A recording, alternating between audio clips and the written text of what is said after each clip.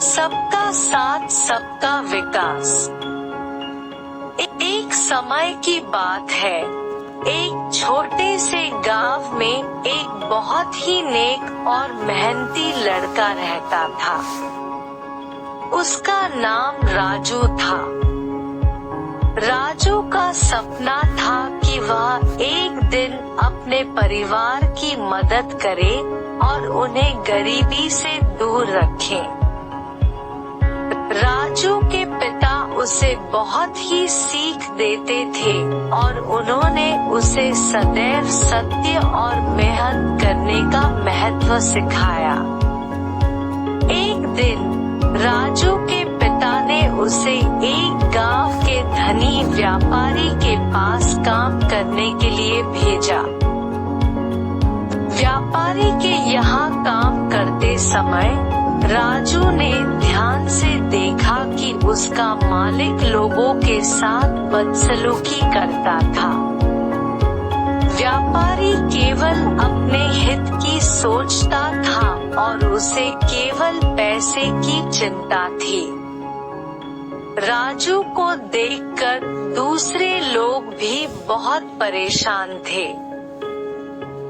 राजू ने यह देखकर सोचा कि ऐसा कुछ करना चाहिए जिससे सभी लोग खुश रहें और अपने अच्छाई की मदद से दूसरों को प्रेरित किया जा सके। उसने एक छोटी सी पूजा स्थली बनाई और रोजाना पूजा की थी।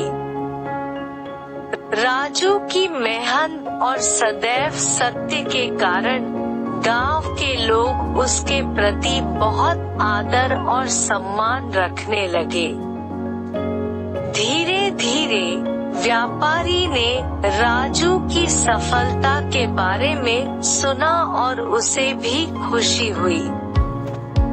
एक दिन व्यापारी राजू के पास गया और उसे धनी व्यापारी बनाने की एक डील प्रस्तावित की। राजू ने अपनी माता पिता के प्रेरणा से एक बार फिर सत्यता और नेकी के मार्ग पर चलने का निर्णय लिया। उसने व्यापारी को कहा, मुझे आपके प्रस्ताव के लिए धन्यवाद, लेकिन मैं धन की चाह नहीं रखता हूँ। मेरा उद्देश्य सिर्फ और सिर्फ यह है कि मैं दूसरों की मदद कर सकूं और एक बेहतर समाज बना सकूं। व्यापारी चकित और प्रभावित हुआ और उसने राजू को वापस गांव भेज दिया। वहां पहुंचकर राजू ने गांव के लोगों को एकजुट होने की सलाह दी और सभी को एक संगठन में शामिल होने के लिए कहा। समय के साथ राजू के प्रयासों से गांव के लोग सामूहिक रूप से उठापटक संचालित करने लगे और साथ मिलकर विभिन्न सामाजिक समस्याओं का समाधान करने लगे। वह एक बार फिर लोगों को एक साथ लाने और उन्हें सहायता करने का माध्यम बन गया। इस कहानी से हमें यह सीख मिलती है कि मेहनत, सत्यता और दूसरों की मदद करने की भावना से हम सबको एक साथ ला सकते हैं और समाज को बेहतर बना सकते हैं।